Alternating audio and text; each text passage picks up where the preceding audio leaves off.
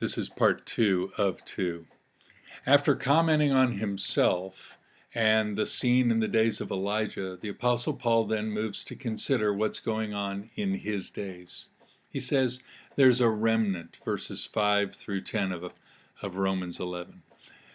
And then Paul asks, well, since Jewish people are mostly those who've rejected the Messiah, have they fallen too far? Did their rejection of the messiahship of Jesus cause them to fail irreparably?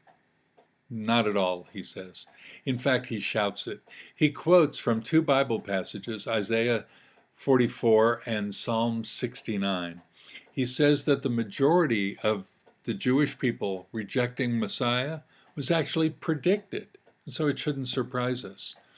As a result of the rejection, a lot of Gentiles, like you at Primera Iglesia Bautista and any visitors, have gotten in on the faith of Messiah. You have a ministry, he says, that's to make Jewish people jealous. He says, don't be conceited, but fear. But then Paul gets to Israel in the last days, and that's what Pastor Galvez wanted to know. In verse 25, we see that a partial hardening has happened to Israel until the fullness of the Gentiles has come in.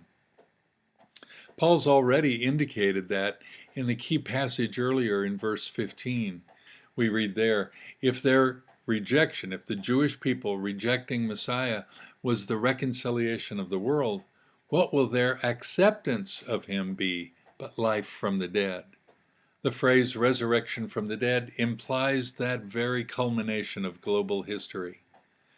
When Jewish people en masse receive Yeshua, Jesucristo, Jesus, as Messiah, as Salvador and Lord, when Jews for Jesus are abundant throughout the world in cities and countryside alike, when every tribe and kindred and family and tongue includes Jewish people who've become believers in and followers of Jesus, then buckle your seatbelt, the end is near. Verse 26 says, that's when the Redeemer will come. In fact, people ask me all the time about signs of the times, about blood moons and earthquakes and famines and Israel becoming a nation again in 1948. Look, there's one sign that's clearer than any other sign in the entire Nuevo Testamento. That sign is the sign of Jewish people saying yes to Yeshua. And that's exactly what's happening across the world today. Israel, the last days, keep your eyes on what God's doing there, and you'll be sure to see what He's doing. Shalom.